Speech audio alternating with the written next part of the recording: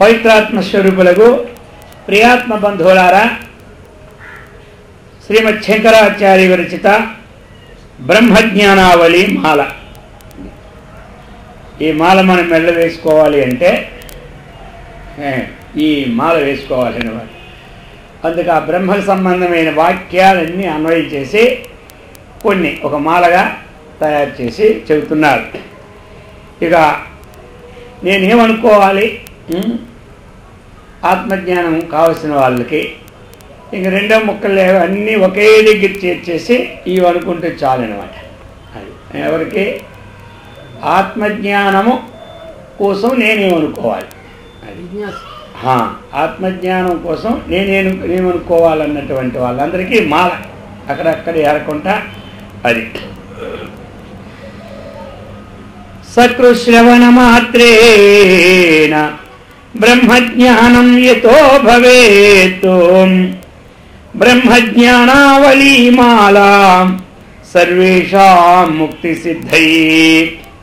సకృశ్రవణ మాత్రేణ బ్రహ్మజ్ఞానం యతో భవేత్ బ్రహ్మజ్ఞానావళీ మాలా సర్వేషాం ముక్తి సిద్ధయే. అది సర్వేషాం ముక్తి సిద్ధయే. సర్వేషాం అది ఇక్కడ సర్వేషాం అంటే మానవ మాతృనికి అన్నమాట. సర్వేషాం అన్నప్పుడు మరి చెట్లు, చేమలు, పక్షులు ఇవి కాదు, మొత్తం సర్వేషాం అని పదం వచ్చింది కాబట్టి సర్వేషాం స్వస్తిర్భవతు అంటే మొత్తమే క్షేమంగా ఉండాలి. ఇక్కడ సర్వేషాం అన్నంటే కేవలం మానవ మాతృని. ఇక్కడుంది సర్వేషాం శబ్దము. ఫలాని వాళ్ళే బ్రహ్మజ్ఞానానికి అధికారి, ఫలాని వాళ్ళు అనధికారి అన్నటువంటి విషయం ఎప్పుడు సందర్భం రాకుండా ఉండడానికి ఇక్కడ సర్వేషాం పెట్టారు. వాళ్ళు స్త్రీలు కానీ, పురుషులు కానీ, బ్రాహ్మణులు కానీ, అబ్రాహ్మణులు కానీ, పిల్లలు కానీ, పెద్దవాళ్ళు కానీ, ఎవరు కానివ్వండి, అది ఇక్కడ సర్వేషాం గ్రహించడానికి. సర్వేషాం ముక్తి సిద్ధయే, అందరికీ కూడా ఆ ముక్తి పదాన్ని అధిరోహించడానికి బ్రహ్మజ్ఞానావళీ మాలా. ఎలాంటిది? సకృశ్రవణ మాత్రేణ బ్రహ్మజ్ఞానం యతో భవేత్. ఒక్కసారి ఈ బ్రహ్మజ్ఞానం మాలావళి శ్రవణం చేస్తే బ్రహ్మజ్ఞానమే ఉత్పన్నం కలుగుతుంది, బ్రహ్మజ్ఞానమే ఉత్పన్నమవుతుంది, బ్రహ్మజ్ఞానమే కలుగుతుంది. సకృత్ అంటే ఏమిటి? ఒక్కసారి. అసకృత్ అంటే అనేక సార్లు. సకృతుచ్చారితం అని వస్తుంటాయి మనకి, ఒక్కసారి ఉచ్చరించినంత మాత్రమున అది. సకృతు శ్రవణ మాత్రేణ అది చెప్పారనమాట. ఇది ఒక్క మారు శ్రవణ మాత్రం. శ్రవణం అంటే ఏమిటి? వినడం. అది శ్రవణం అంటే వినడం. ఒక్క మారు వినంతనే బ్రహ్మజ్ఞానం లభించినటువంటి ఈ బ్రహ్మజ్ఞానమాలను చెప్పుచున్నాము అని శంకరాచార్యులు వారు ప్రారంభించారు. అసంగోహం అసంగోహం అసంగోహం పునః పునః సచ్చిదానందరూపోహం అహమేవహం అవ్యయః. ఇదంతా దానికి సంబంధించింది కదా. అందుకు అసంగోహం, అహం అసంగ. సంస్కృత పద్ధతి తెలుగు తెలిసిందే.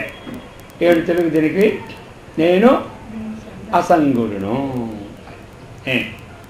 అని 3 సార్లు చెప్పినారు. ఎవరు మొట్టమొదటి అసంగోహం అసంగోహం అసంగోహం పునః పునః. ఇంకా అలా మొత్తం మనం ఏదైనా టేప్ రికార్డులో ఒకటి పెట్టుకుంటే అది రోజల్లా అదే చెప్తూ ఓం నమ శివాయ, ఓం నమ శివాయ, ఓం నమ శివాయ. అందుకనే పునః పునః అసంగోహం అసంగోహం అసంగోహం. అది ఇదేమిటి అసంగం? ఎక్కడ ఇదేమిటి అసంగం అంటే ఏమిటంటే దేనితో నేను సంగమో దేనితో సంఘం అంటే ముందు తన శరీరంలో సంఘం చూసుకోవాలి. ఇంద్రియాలతో నాకు సంఘం లేదు, మనసుతో నాకు సంఘం లేదు, బుద్ధితో నాకు సంఘం లేదు, ప్రాణంతో నాకు సంఘం లేదు, స్థూల శరీరంతో సంఘం లేదు, సూక్ష్మ శరీరంతో సంఘం లేదు, కారణ శరీరంతో సంఘం లేదు. ఇది ఏమి ముందు తనకు సంఘం, ఇంకా ఈ నాకు సంఘం లేదు సంఘం లేదు అని అనుకుంటుంటే అది ఈ దీనికే నాకు సంఘం లేకపోతే దీనికి సంబంధించిన వస్తువులతో నాకు సంబంధం మళ్ళీ చెప్పాలా అని మనకే వచ్చేస్తుంది జ్ఞానం, ఎవరు చెప్పక్కర్లేదు. దీనికి సంబంధించి ఆశ్రయించినటువంటి వస్తువులు కానీ పెట్టెలు కానీ పేడలు కానీ అంటారు కదే, ఇవన్నిటితో నాకేమీ సంబంధం లేదు. తర్వాత ఇప్పుడే సంబంధం లేదు, వాటితో సంబంధం లేదు అనుకుంటే మొత్తం వేదాంతమే లేదు. తర్వాత ఎవరికి వారికి దానితో సంబంధం లేదని చెప్పుకోవచ్చు.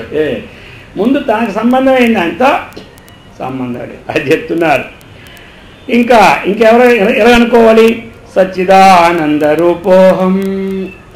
ఎవరినో సత్తు నేనే, చిత్తు నేనే, ఆనందము నేనే, ఉన్నవాడిని నేనే, ప్రకాశించేవాడిని నేనే, సుఖస్వరూప లోకం లేదుందో అది నేను. అహమేవ అహం అవ్యయ. మరి నేనెవరినో నాశమో లేనివాడు. శరీరం నశించినను నాయం హంతి నహన్యతే. హన్యమానే శరీరే సతి ఆత్మ నహన్యతే. అందుచేత అటువంటి అవి ఏమి కాని స్వరూపము నేను. ఇంకా నిత్య శుద్ధ విముక్తోహం నిరాకారోహం అక్షరహాం. నేను ఇంకా ఏమని భావించుకోవాలి? నిత్యుడను, శుద్ధుడను, ముక్తుడను. బాగుగా విముక్తోహం అంటే ఏమిటి? బాగుగా విడిచిపెట్టిన వాడిని విముక్తి అంటారు. మామూలుగా విడిచిపెడితే ముక్తి అన్నమాట. ముక్తికి విముక్తికి తేడా ఏముందంటే ఏ శాస్త్రం లేకుండా ఉంటే విముక్తి అయినట్టు, లేకపోతే ముక్తి అయినట్టు. ఇంచుమించు రెండు ఒకటే. దానికన్నా అది ఏమయ్యా అలా చేశాను, బాగా చేశానంటాడు ఒకడు. నువ్వు బాగా చేయలేదే అంటాడు ఇంకొకడు. అదే అనమాట.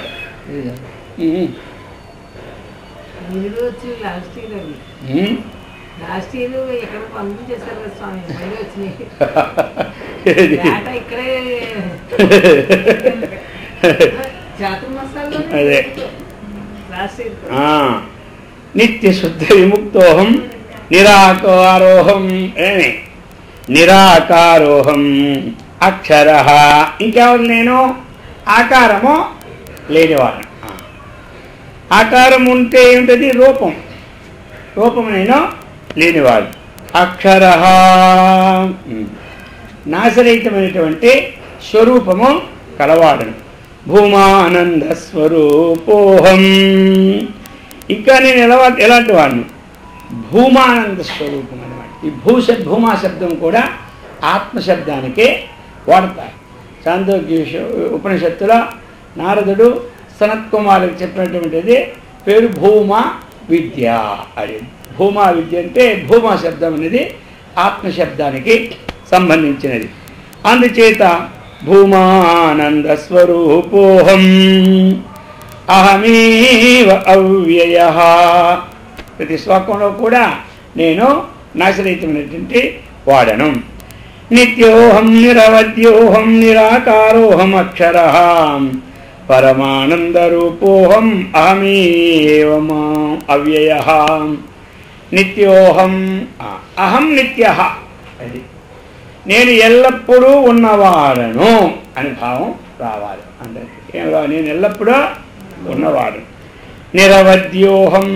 అది ఆ వద్యం నిరవధ్యం. ఇది వధింపదగినటువంటిది కాదు. నిరవధ్యం ఇది వధింపదగినది కానిటువంటిది. నిరాకారోహమక్షరహం పరమానంద రూపోహం. ఇంకా ఎలాంటి వాడు నేను? పరమశ్చాస్వానంద పరమానంద. కాబట్టి ఆ ఉత్కృష్టమైనటువంటి ఆనంద స్వరూపము నేనే, నాకు భిన్నమైనది ఇంకోటే లేదు అన్నటువంటిది భావన. శుద్ధ చైతన్య రూపోహం ఆత్మారామోహమేవ చాం అఖండానంద రూపోహం అహమేవాహమవ్యయం. ఇంకా ఎలాంటిది శుద్ధ చైతన్యం. ఒకటేమో అవిద్యలో ప్రతిబింబించింది, ఇంకోటి మాయలో ప్రతిబింబించింది. ఈ రెండిటికి విలక్షణమైంది. అంటే క్షరాక్షర పురుషుల కంటే విలక్షణమైన వాడును నేను అంటాడు కదా 13వ అధ్యాయంలో. క్షరము అక్షరం. క్షరము అంటే అక్కడ ఈ కార్యబ్రహ్మ, అక్షరము అంటే కారణ బ్రహ్మ. కార్యకారణ దీనికి అతీతమైంది శుద్ధ చైతన్యం. కార్యకారణయోహో విలక్షణమైనటువంటిది శుద్ధ చైతన్యం అన్నమాట. కార్యబ్రహ్మ ఇది, కారణబ్రహ్మ అది. కారణబ్రహ్మ మాయతో కూడినటువంటి సర్వజ్ఞుడైనటువంటి పరమేశ్వరుడు, కార్యబ్రహ్మ అవిద్యతో కూడినటువంటి జీవుడు అన్నమాట. కార్యోపాధిరయం జీవ, కారణోపాధి ఈశ్వర. కార్యకారణయో అతీత పురుష పరమాత్మ. అందుచేత శుద్ధ చైతన్య రూపోహం ఆత్మారామోహం. ఎలాంటి వాడు? ఆత్మారామోహం. నేను ఆ యొక్క ఎప్పుడూ కూడా ఆత్మారామ, ఆత్మని రమతీతి ఆత్మారామ. తన స్వరూపంలోనే తాను రమించిన వాడినే అంటారు ఆత్మారాముడు అని పేరునమాట. అఖండానంద రూపోహం. ఈ పేర్లన్నీ గిరి పెడితే సన్యాసి పేర్లు అయిపోతాయి. అర్థమైందా? ఇక అఖండానందోహం, శుద్ధ చైతన్య, ఇవన్నీ పేర్లు ఇవే కదా, ఇంకేముంది? ఆత్మారాముడు, అనంతారాముడు, అంత స్వయం ప్రకాశం, ఇవన్నీ అఖండానంద రూపోహం. అది అఖండానందం. ఇప్పుడు మామూలుగా జ్ఞానం కలగమందు కలిగిన ఆనందానికి పరిమితి ఉంటుందని, క్షణికానందం పరిమితి ఉంటుంది. దీనికంటే అది గొప్ప, దానికంటే ఇది గొప్ప, దీనికి ఇంకేం లేదు, పరిమితి లేనటువంటిది అన్నమాట. పరిమితే దీనికి ఉండదు, ఎల్లప్పుడూ ఉంటున్నదే అఖండం. ఈ అఖండం అన్నటువంటిది జాగ్రత్తలోను, స్వప్నంలోను, సుషుప్తిలోను, మూడింటిలోనూ ఉన్నటువంటిదే ఈ అఖండ ఆనందం. అలాగనే మనకి భూతకాలము, భవిష్యత్ కాలము, వర్తమాన కాలంలో కూడా ఉన్నటువంటిదే అఖండానంద రూపోహం.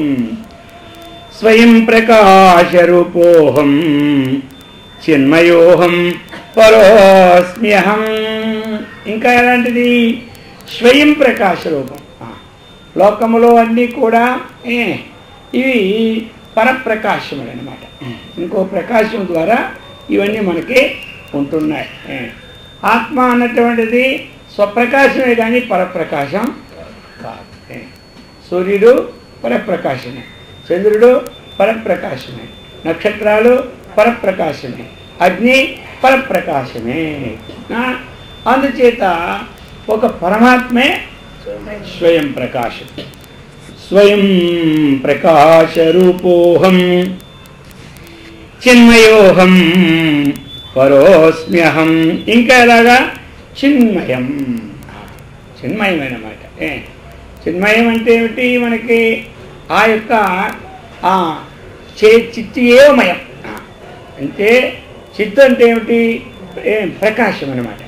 అదే మయం. మయం అంటే ఏమిటి? అంతటా వ్యాపించినటువంటిది. ఇదంతా చిన్మయం, తన్మయం ఇవన్నీ అంటాం కదా. తస్మిన్మయం, తన్మయం, చిదిమయం, చిన్మయం. కాబట్టి ఆ చితి ఏవమయం, చిన్మయం అంతా కూడా ఏవపదం ఏమిటంటే అదే అని అర్థం అన్నమాట. అందుకు చిదేవమయం, ఇదంతా చైతన్య స్వరూపమయం. ఎందుకంటే మై శబ్దం ఎందుకు? ప్రాచుర్యార్థం అన్నమాట. మైట్ శబ్దం ఎక్కడ ఉపయోగిస్తామో ప్రాచుర్యార్థంలో ఉపయోగిస్తాం. అంతటా విశేషమైనటువంటి విషయాల్లో ఈ మైట్ ప్రత్యయమో ఉపయోగం అవుతుందన్నమాట. అందుచేత చిన్మయం. అందుకే ఏం చెప్తే అంటారు? చిన్మయానంద అంటారు. అది అద్వైతానంద రూపోహం అహమేవం అవ్యయ. ఇంకా నేను అంటున్నాను అద్వైతానంద రూపోహం. అద్వైతం అంటే రెండవదే లేదు. సజాతీయులేనిది, విజాతీయులేనిది, స్వగత భేదమో లేనటువంటిది. సజాతీయ విజాతీయ స్వగత భేద రహితమైనటువంటిది ఏదో అదే అద్వితీయం. తనకు సమానది ఇంకోటి లోకంలో లేదు, తనకంటే భిన్నమైనది ఇంకోటి లోకంలో లేదు, తనలో కూడా భేదము లేదు. అటువంటిది ఏది ఉందో అటువంటి అద్వైతానంద రూపోహం ప్రత్యక్ చైతన్య రూపోహం శాంతోహం ప్రకృతే పరః శాశ్వతానంద రూపోహం అహమేవమవ్యయః. ప్రత్యక్ చైతన్య రూపోహం, అది ప్రత్యక్ అంటే దేహము ఇంద్రియాదులకి వేరుగా ఉన్నటువంటి చైతన్యాన్ని ప్రత్యక్ చైతన్యం. ప్రత్యక్ అంటే ఇంద్రియాదులకి వేరుగా విలక్షణంగా ఉన్నటువంటి దాన్ని ప్రత్యక్. దాన్ని ప్రత్యక్ చైతన్యం అంటాం, ప్రత్యేగాత్మ అంటాం. ప్రత్యేగాత్మ అని అంతే, ప్రత్యక్ చైతన్యం అన్నా అంతే. ప్రత్యక్ చైతన్య రూపోహం, అటువంటి ఎవరు అహం శబ్దం అన్నిటికీ తనకు అన్వయించుకోవాలి. ఆ ప్రత్యక్ చైతన్య రూపమనే నేను. శాంతోహం, ఇంక ఎలాంటి వాడినా శాంతోహం. ఎందుకంటే ఉపద్రవరహితుడును. ఉపద్రవాలు ఉన్నవాడికి శాంతి ఉంటుందా? వాళ్ళకి శాంతి ఉండదు అనమాట. ఇక ఎలాంటి వాడిని ఉపద్రవములు లేనివాడు. ఉపద్రవములు ఎప్పుడు వస్తాయి? త్రివిధ దుఃఖములు ఎప్పుడు సంపన్నమవుతాయో అప్పుడు ఉపద్రవంలో దాన్ని ఉపద్రవం. ఉపద్రవం వచ్చిందంటే అది దైవికం అనుకోకుండా 3 రోజులు వర్షం పడింది అనుకోండి, ఉపద్రవం అయిపోయింది. అలాంటివన్నీ కూడా ఆ త్రివిధ దుఃఖములకు సంబంధించినటువంటి ఏవైతే ఉన్నాయో వాటిని ఏమంటారు? ఉపద్రవములు అంటారు. అటువంటి ఉపద్రవములు లేనటువంటి స్థితిని శాంత అంటారు. ఆ స్థితిని ఏమన్నారు? బ్రహ్మ నిర్వాణమృచ్చతి శాంతిం పరమాం సంస్థానం చెప్పారు కదా. కాబట్టి దాన్నే బ్రహ్మ నిర్వాణం రుచ్యతి. అటువంటి శాంతమైనటువంటి నేను. ఇంకా ప్రకృతి పరః, ప్రకృతి కంటే పరస్వరూపమే నేను. అంటే త్రిగుణాతీతుడినే నేను. ప్రకృతి అంటే 3 గుణాలు కదా, 3 గుణాలకి అతీతుడినే నేను. ఇది అనమాట. ప్రకృతే పరహం శాశ్వతానంద రూపోహం అహమేవాహం అవ్యయః తత్వాతీతః పరమాత్మాహం మధ్యాతీతః పరశివః మాయాతీతః పరంజ్యోతిః అహమేవ అహం అవ్యయః. తత్వాతీతః, ఇతడెవడు? తత్వాతీతుడు. తత్వాతీతం అంటే ఇప్పుడు తత్వం అంటే యథార్థం. తత్వం అంటే యథార్థం. దీనికి కూడా ఆయన ఏమిటే? అతీతుడే. ఆయన దీనికి కూడా అతీతుడే. దీనికి ఎలాగ అతీతుడు అంటే తత్వస్వరూపమే అతడు. ఎందుకు అతీతుడు అనుకోవాల్సి వచ్చింది అంటే తత్వము నిశ్చయమైనటువంటిది బుద్ధిలోనే. తత్వాతీతుడు ఎందుకు వచ్చిందంటే ఇది తత్వము అని నిశ్చయం దేనిలో చేస్తాం? బుద్ధితో చేస్తాం. కానీ ఆ బుద్ధికి ఏమి ఇది సామాన్యమైనటువంటి విషయమే. ఇది ఇలా ఉంది పరమాత్మ అని శాస్త్రముల ద్వారా గురువు ద్వారాగా చెప్పితే నిర్ణయం చేస్తుంది. ఏమిటి? బుద్ధి. ఈ బుద్ధి నిర్ణయం చేస్తుంది కానీ ఆ తత్వాన్ని బుద్ధి కనుగొనలేదు. ఆ తత్వం ఎలాంటిదని బుద్ధి. అందుకే ఆయన ఏమన్నారు? ఏవం బుద్ధే పరం బుద్ధ్వా. బుద్ధి దాన్ని కనుక్కోలేదు, దానిని కాదు. అయితే అది ఇలా ఉందని శాస్త్రం చెప్పినటువంటిది, మహర్షులు చెప్పినటువంటి ఎంతకంటే గొప్పది లేదు అన్నటువంటి విషయాన్ని నిశ్చయించేసి అక్కడికి ఆగిపోతుంది అనమాట. నిశ్చయించేసి అక్కడికి ఆగిపోతుంది అన్నమాట. అందుకు మనసస్తు పరా బుద్ధే బుద్ధిరియో తే తస్తు సహా. బుద్ధి కంటే అతీతమైంది అది అనమాట. ఇంద్రియాని పరాణ్యాహు ఇంద్రియేభ్య పరం మనః మనసస్తు పరా బుద్ధి బుద్ధే పరః అది.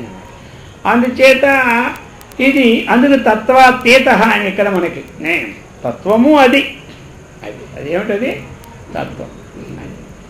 తత్వం మరి తత్వ అతీత శబ్ద ఎందుకు వచ్చినది అంటే బుద్ధినికి కూడా శక్తినిస్తూ బుద్ధి ద్వారా గోచరం కాదు కాబట్టి అది తత్వాతీత అని మనక్కడ అది తత్వాతీత పరాత్మాహం అహం ఎవరినో తత్వాతీతుడినో పరమాత్మ నేనే ఆ పరమాత్మను మధ్యాతీత మధ్యాన్ని కూడా మధ్య కంటే అతీతుడు అంటే ఏమిటి ఏదైతే మనకి గోచరం అవుతూ ఉన్నదో ప్రకృతిము ఇది మనకని దృష్టి పడుతుంది అన్నమాట ఇప్పుడు మనకి ఏది ప్రకృతిలో గోచరం అవుతుందో ఇది మధ్యం అన్నమాట ఆది మధ్యమో అంతం అదేంటి ఆది మధ్య అంత రహిత అన్నాడు ఆది మధ్య అంత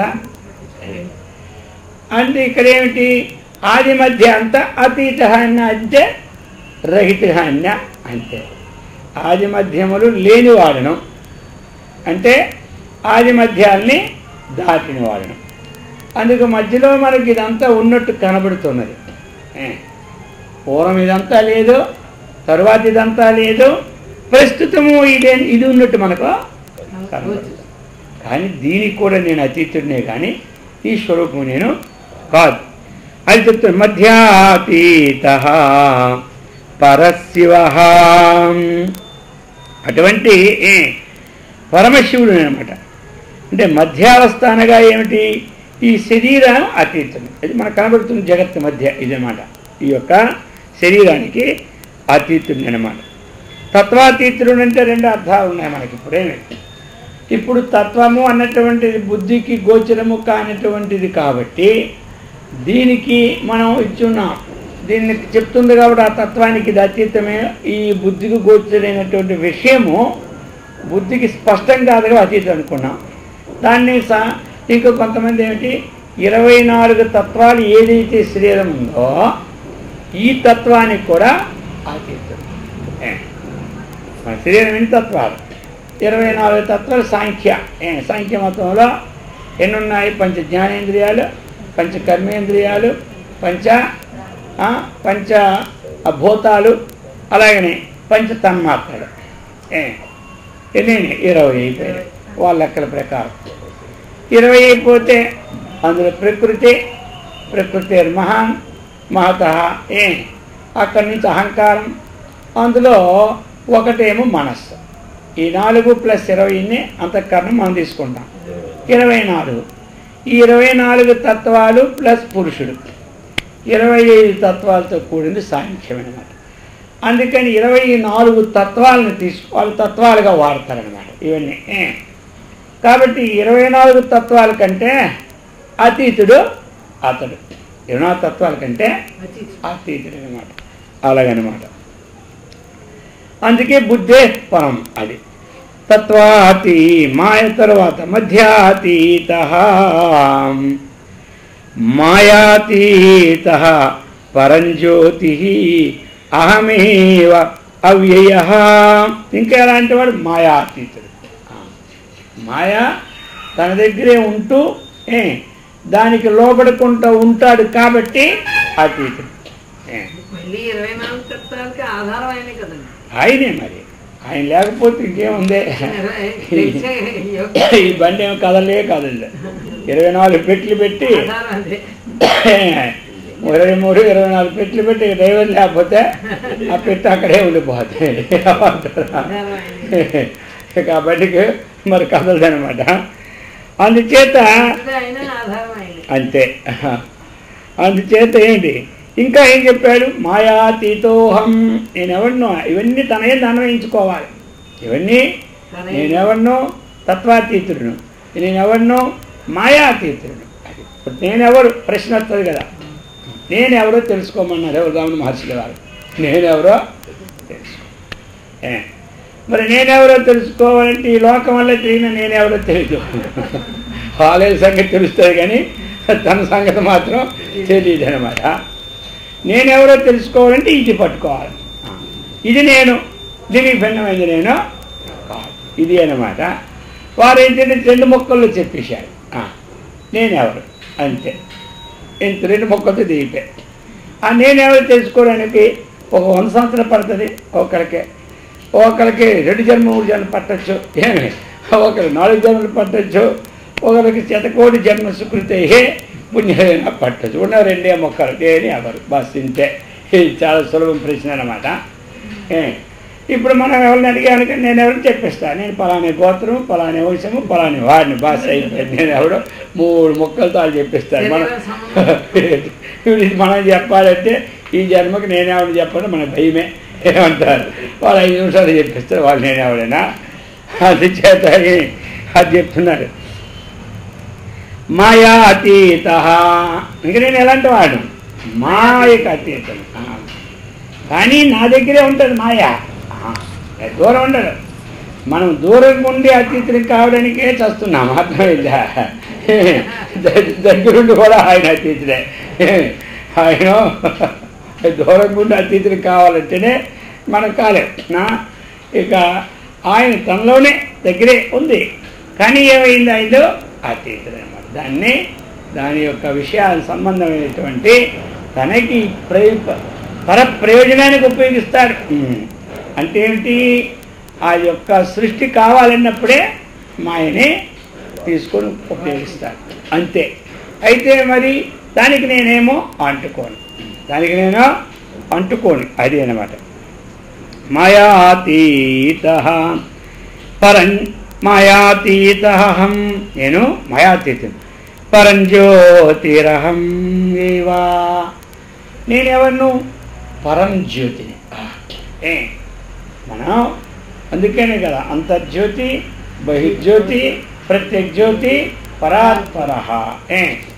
జ్యోతిర్జ్యోతి పరం జ్యోతి, ఆత్మజ్యోతి శివోస్మ్యహం. కాబట్టి నేనెవరినో ఆ పరం జ్యోతిని. ఏ జ్యోతులైతే లోకంలో ఎలుగుతూ ఉన్నాయో, ఏ లోకాల్లో ఏది ప్రకాశింప చేస్తూ ఉన్నదో వాటన్నిటికీ ఆధారభూతమైనటువంటి వాడు నేనే. నా శక్తి వల్లనే ఇదంతా పెరుగుతుంది.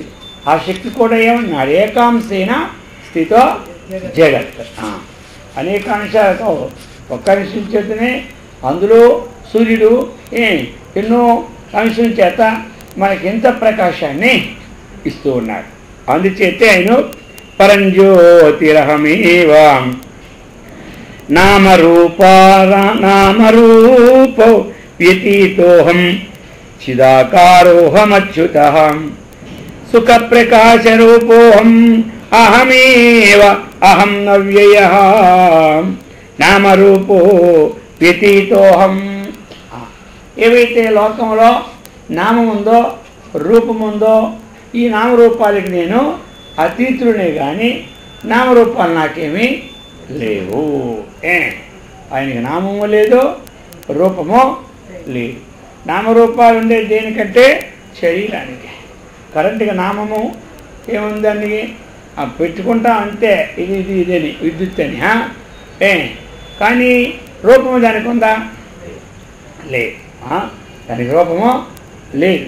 ఏదో మనం పెట్టుకున్నటువంటిది ఒక నామము, ఒక రూపం. అయితే ఆ రూపం కూడా దానికే లేదు. ఉందా? దానికి ఏం రూపం అంటే ఎవరు చెప్తారు? నల్లగా ఉందా, తెల్లగా ఉందా, పచ్చగా ఉందంటే ఏమీ లేదు. అది నామరూపాలకి అతీతుడను. అది నామరూపానికి అతీతుడంటే ఏమిటి? జగత్తుకే అతీతుడు. అంతే కదా. జగత్ అంటే నామము, రూపం. అంతకంటే మించి జగత్తు ఇంకేముంది? జగత్తే అంతే. నామరూపాత్మకం జగత్ అని పేరు అన్నమాట. అందుచేత ఈ నామరూపాలకి నేను అతీతుడనే అని చెప్తున్నారు. ఇక నామరూపోప్యతీతోహం చిదాకారోహం. ఇంకా నేనెవడను? చిదాకార అహం. నేను ఏంటంటే ఒక జడమైనటువంటి వస్తువులాగా పడుండేవాడిని నేను కాదు. ఒక మట్టి పిల్ల అక్కడ వేసాము. ఆ మట్టి పిల్ల పక్కనే ఏమి ఉన్న వస్తువుని అది తెలుసుకోదు. తాను మట్టి పిల్లని కూడా తనకే తెలియదు అనమాట. అలా కాకుండా నేను చిదాకారం, జ్ఞానమూర్తినే, కానీ జ్ఞానస్వరూపమే నేను. ఇంకోటి కాదు. అదేనమాట చిదాకారం. చిదాకారోహం అచ్యుతః. ఇంకా ఎలాంటి వాడును, ఇక నాకు చ్యుతి అంటూ లేదు, పతనం అంటూ లేదు, పురాణం అంటూ లేదు. 60 సంవత్సరాలు అయిపోతే ఇక ఉన్న ఇల్లు కూడా అది పతనం అవడానికే 100 ఏళ్ళు అయితే కొంచెం కొంచెం దానిలో బిగి తగ్గిపోద్ది అన్నమాట. మనకు ఏది కడుతున్నాను అప్పుడేమవుతుంది, దానికి చ్యుతి అంటారు, నష్టమైపోతుంటారు. శరీరానికి కూడా చ్యుతి ఉంది, దానికి కూడా చ్యుతి ఉంది. ఎవరికి చ్యుతి లేదో, చ్యుతి అంటే నాశము, కాబట్టి అది లేని వంటి వాడే అచ్యుత. అచ్యుతుడు నేను. సుఖస్వరూపోహం అహమేవ అవ్యయః. నేను సదా ఆనంద స్వరూపుణ్ణే కానీ ఇంకొకటి కాదు. మాయా తత్కార్యదేహాదిర్ మమ నాస్తివ సర్వదా స్వప్రకాశైకరూపోహం అహమేవ అహం అవ్యయః. ఇక్కడ మాయా తత్కార్య అది దేహాది మాయను మాయా తత్కార్యం అంటే మాయా కార్యమైనటువంటి శరీరాదులన్నీ కూడా నాకెన్నడూ లేదు. మాయా మామూలుగా ఉంటుంది, అది మాయా కార్యం. ఇదంతా మాయా కార్యం.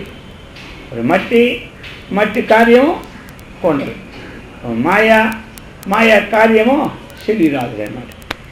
ఈ మాయా కార్యం, ఈ శరీరాదులు మమ నాస్తివ సర్వదా, నా ఎందు ఎప్పుడూ లేదు. సర్వదా అంటే ఏ సమయంలో కూడా నా ఎందు ఈ మాయా కార్యము లేదు. స్వప్రకాశైక రూపోహం అహమేవ అహం అవ్యయః.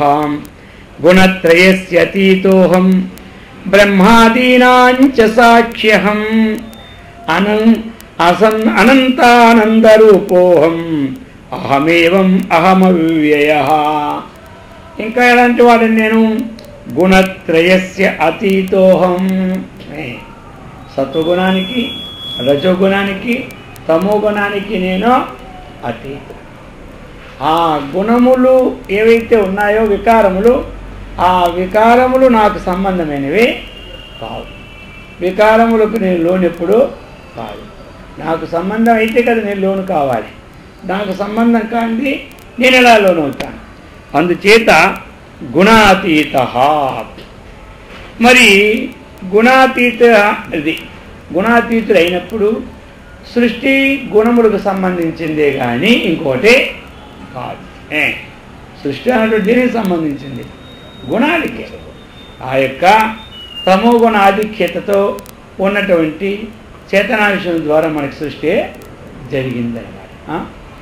ఇక్కడ తక్కిన గుణాలతో ఆకాశాది, అలాగనే ఈ యొక్క రజోగుణము తమో గుణంతో మొత్తం ఈ శరీరం అంతా పంచీకరణ మనకి జరిగిపోయింది.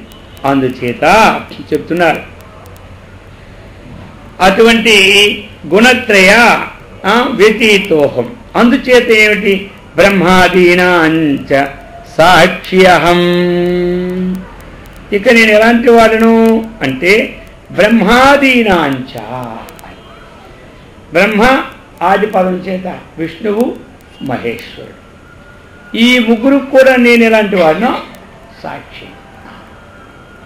ఆ ముగ్గురికి అతడెవరు? సాక్షి. అతడంటే ఇప్పుడు ఎవరు? నేనే అనుకోవాలి అందరూ. నేను ఎలాంటి వాడిని అంటే బ్రహ్మదేవుడికి సాక్షిని, విష్ణుదేవుడికి సాక్షిని, ఈశ్వరుడికి సాక్షి. ఇప్పుడు మరి సాక్షిగా ఉండి వాళ్ళ పనులు కూడా మనం చూస్తున్నాం. ఏమంటారు? ఇప్పుడు వాళ్ళ పనులు కూడా మనం మరి సాక్షి అంటే అదిగా. సరే, మరి బ్రహ్మదేవుడు ఏం చేశాడో మనకు తెలిసిపోతుంది, విష్ణుమూర్తి ఏం చేశాడో తెలిసిపోతుంది, ఈశ్వరుడు ఏం చేశాడో తెలిసిపోతుంది. అది తెలిసిపోతే ఇప్పుడు మనకు ఆ సంగతి తెలిస్తే ఇంకా ఇక వాళ్ళు పూజ చేస్తాం మనం.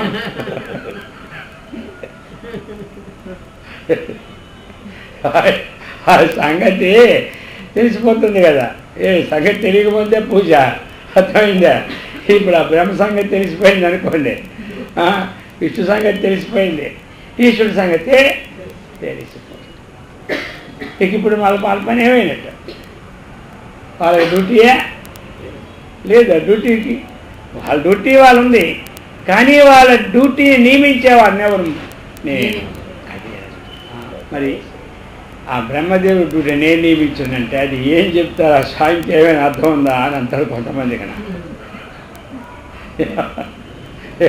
అది అది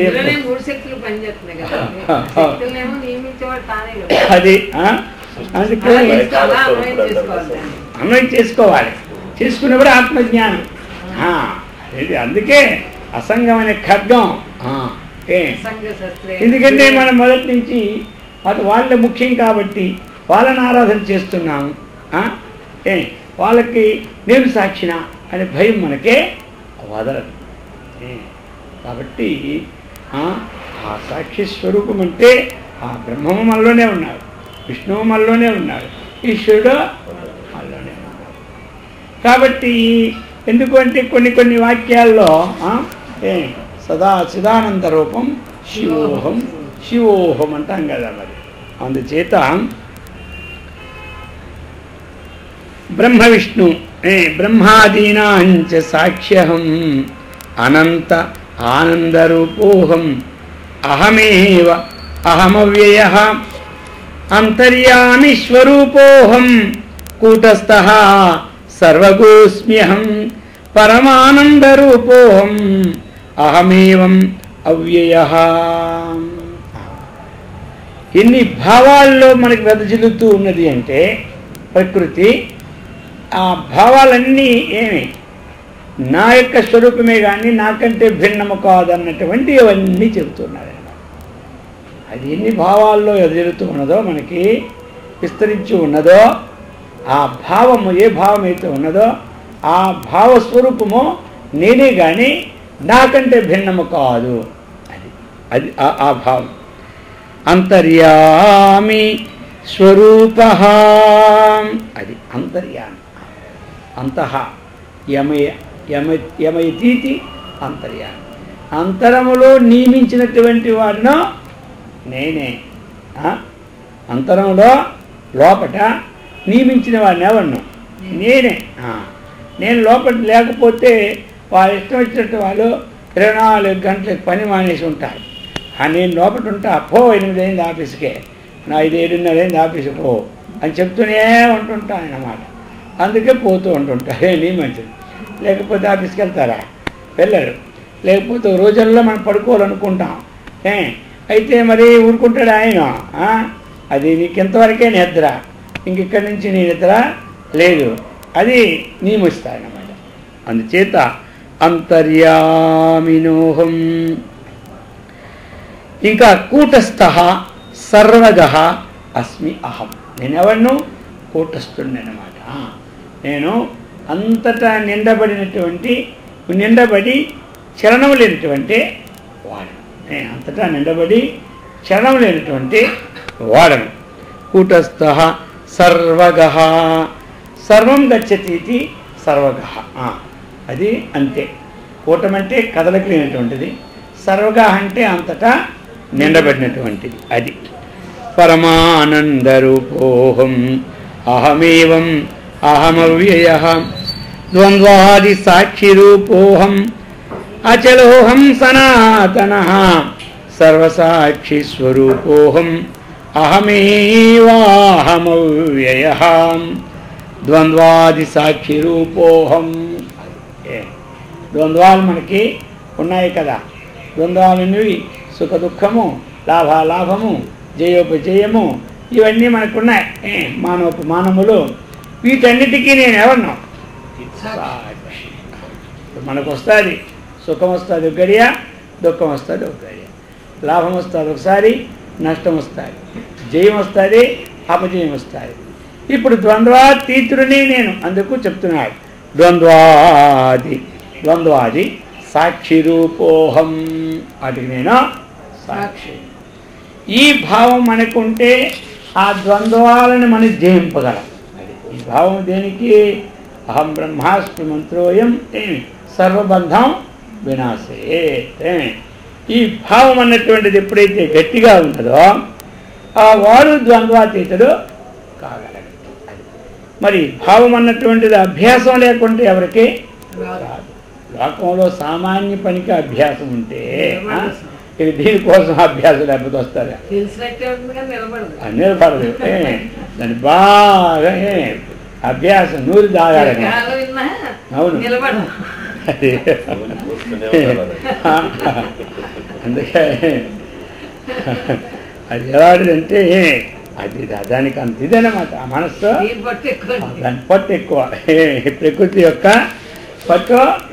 ఎందుకంటే ప్రకృతి సంఖ్యని పెంచుకోవడానికి చూస్తుంది కానీ ప్రకృతి సంఖ్యని దించుకోవడానికే చూడదు. దాని పట్టు ఉడుము పట్టు అనమాట.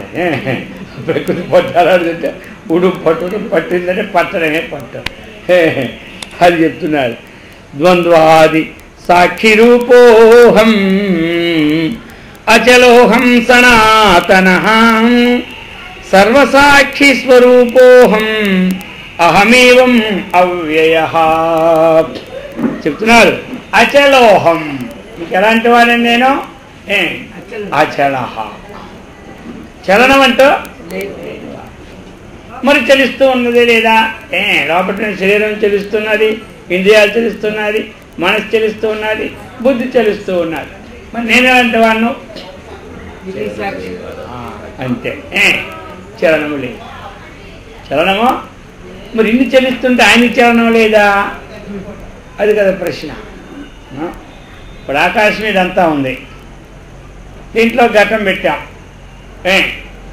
ఘటంలో నీళ్లు పెట్టాం, అది ఖాళీగా పెట్టుకున్నాం ఘటం.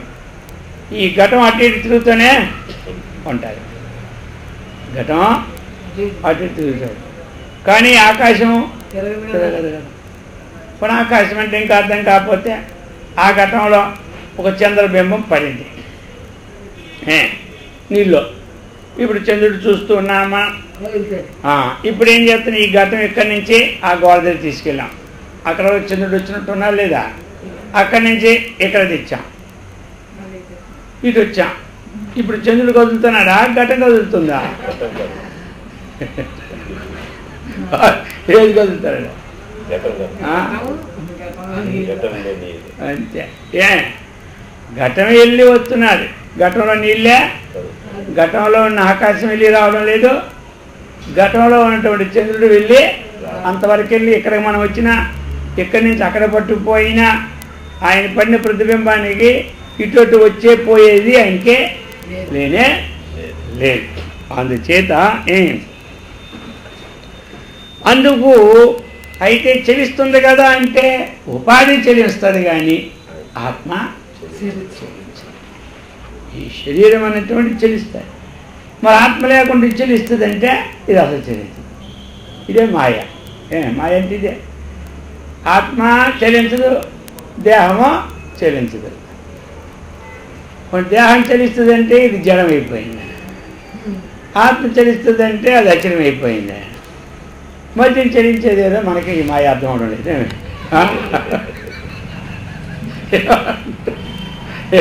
ఇది చలించలేదు, అది చలించలేదు.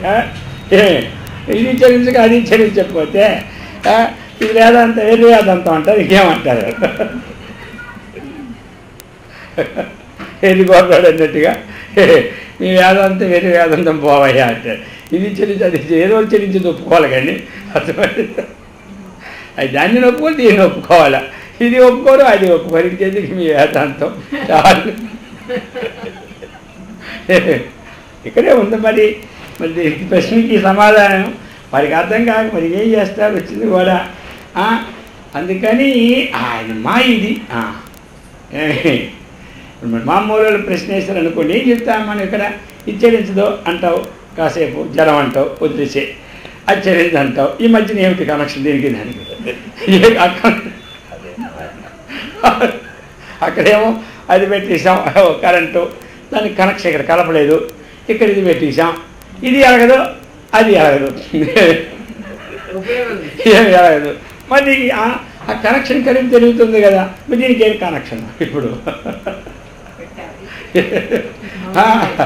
అందుచేత ఏంటంటే అక్కడ సూది యొక్క సమీపం, అయస్కాంత సమీపంలో సూది ఏమవుతుందంటే కదులుతూ ఉంది. అంతే కనెక్షన్ అయ్యా, ఇక కనెక్షన్ దీనికి లేనే లేదు. ఆ పరమాత్మ యొక్క సాన్నిధ్యంలో అయస్కాంత సన్నిధిలో ఒక కట్టి తీసుకెళ్తే కదలదు. అయస్కాంత సన్నిధిలో ఒక కట్టి పెట్టి కదలమంటే కదులుతుందా? కదలదు. అలాగనే ఆ యొక్క ఆ సూది లాంటిది అంతఃకరణము ఒక పరికరం అన్నమాట. పరికరం. ఇప్పుడు ఆ పరమాత్మ యొక్క ఈ ఛాయ ఆ సన్నిధి చేత అంతఃకరణం కదిలి మొత్తం కదులుతుంది అని మనం వేదాంతం చెప్పుకోవాలి. లేకపోతే అన్య శరణం నాస్తి సయ్యేవ శరణం అస్తి. అర్థమైందా?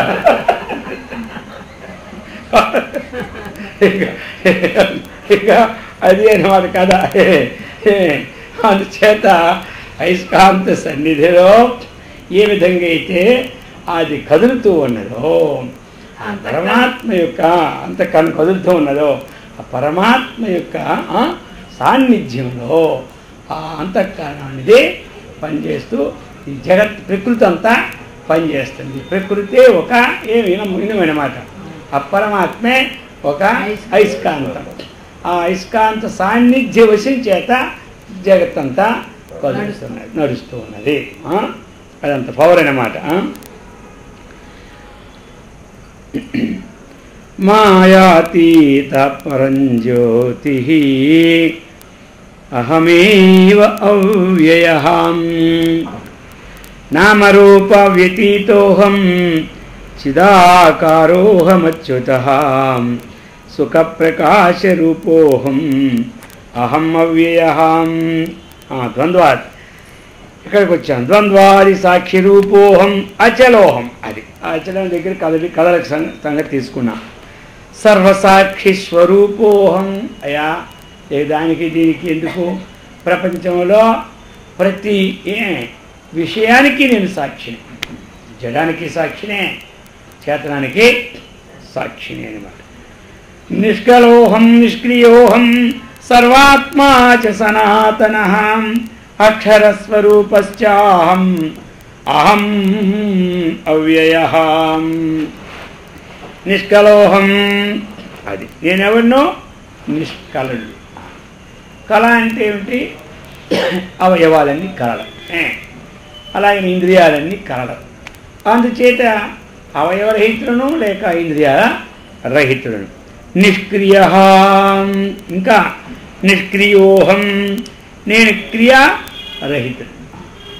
ఏవైతే క్రియలన్నీ జరుగుతూ ఉన్నాయో ఆ క్రియలకు నేను కర్తనా కాదు. అది కాబట్టి సాన్నిధ్య మాత్రం చేతనే క్రియలు జరుగుతూ ఉన్నాయి. అది క్రియాహం. నిష్క్రియోహం సర్వాత్మాచ సనాతనః. సర్వాత్మాచ అంటే సమస్త జీవులు, అంటే సమస్త దేహములలో కూడా ఉన్నటువంటి చేతనాశక్తి స్వరూపము నేనే. ఇంకా సనాతనః సనాతనుడు. ఈ ఏదైతే నామరూపాత్మక జగత్తు ఉత్పత్తి అయిందో ఉత్పత్తికి పూర్వం నుండి నేను ఉన్నవాడు. ఉత్పత్తికి పూర్వం నుండి నేను ఉన్నవాడు. అక్షరస్వరూపోహం. ఈ ఏదైతే నామరూపాత్మకమైన జగత్తు దీనికి నాశం ఉంది. అదేది నా నుండి ఉత్పత్తి అయిందో ఉత్పత్తి అయిన దాన్ని నాలోనే మళ్ళీ ఏమో జరుగుతాయి. కానీ నేను మాత్రం నాశనం కాదు. నేను ఎలాంటి వాడిను? జలమునందు ఒక పేణం కానీ బుడగ కానీ ఉత్పత్తి అవుతుంది, కానీ ఉత్పత్తి అయినటువంటిది నాశనం అవుతుంది. జలం అనేది నాశనం కాదు. అటువంటి విధంగా నాశరహితుడును. అక్షరస్వరూపశ్చ అహమేవ అవ్యయః. అందుచేత ఇటువంటి మరి ఇదంతా నేను నేను నేను నేను చెప్పుకున్నా అంత సమస్తము నేను ఎప్పుడు వచ్చిందో అహం బ్రహ్మాస్మి అహం బ్రహ్మాస్మి అంటాం. మరి ఆ బ్రహ్మాస్మి అన్నటువంటి మనము ఆ మహా ఏది జపమో లేకపోతే భావన చేసేటప్పుడు ఈ అంశములన్నీ మనకు రావాలి భావన. అది అప్పుడేమైపోయి మనం పూర్ణ బ్రహ్మ స్వరూపం అవుతాం. అప్పుడు అన్ని కోణాల్లో ఉన్నటువంటి ఏ చింతన ఉందో, ఎన్ని కోణాలు ఏ వస్తున్నదాయి ఉన్నదో, అంటే ఇప్పుడు చెప్పుకున్నటువంటిది ఇవన్నీ వాటికి విలక్షణమైనటువంటి సాక్షిభూతుడే నేను. కొన్ని పదాలు ఏంటి, ఆ పదాల స్వరూపమే నేను. నిరాకారం, ఆకారహితం నేను. అది ఇప్పుడు గుణములు ఉన్నాయి, ఆ గుణాలకి నేను సాక్షిని. అది అలా మాయ ఉంది, మాయకి నేను అతీతుడు అని ఈ భావం ఎప్పుడైతే మనకు అలా వస్తుందో, బ్రహ్మజ్ఞానం అంటే ఇదే, ఇంకేమీ లే. ఏమంటారు బ్రహ్మజ్ఞానం అంటే? ఇంకేముంది, ఇదే. అన్నిటికన్నా సుఖం ఏమిటంటే బ్రహ్మజ్ఞానం. దీనికి ఏమి మనకు ప్రాక్టికల్ ఇంకేం కావాలి చెప్పండి? తగ్గిన దానికి ప్రాక్టికల్ చేసి మనం చేయలేకపోతే అన్ని పనులు అవుతాయి. ఇక బ్రహ్మజ్ఞానానికి ఏమి, ఇది నేను అనుకోవడమే, ఇంకేమి లే. అది అనుకోవాలంటే కాదు. ఇప్పుడు అది అనుకోవడానికి ఆ పరికరాన్ని శుద్ధం చేసుకోవాలంటే ఏ పరికరం, ఆ లోపల ఉన్న పరికరం అనేది శుద్ధి ఉన్నాయి. ఏమంటే ఇప్పుడు ఆ కాంక్రీట్ని బదులు కొట్టాలి. అది ఆ బదులు కొడితే కానీ కాంక్రీట్ పోదు. పాత కాంక్రీట్ పోతే కానీ కొత్త కాంక్రీట్ పట్టదు. అందుచేత అటువంటి పాల్చబడాలి. అటువంటి శివస్వరూపం తనే అయినటువంటి అటువంటి సత్కర్మ నిష్టనం, భగవద్భక్తిని, ఆత్మజ్ఞాన సంపత్తిని ఆ గురుదేవుడు శ్రీకృష్ణ పరమాత్మనికిచ్చి సదా రక్షించుగాక. ఓ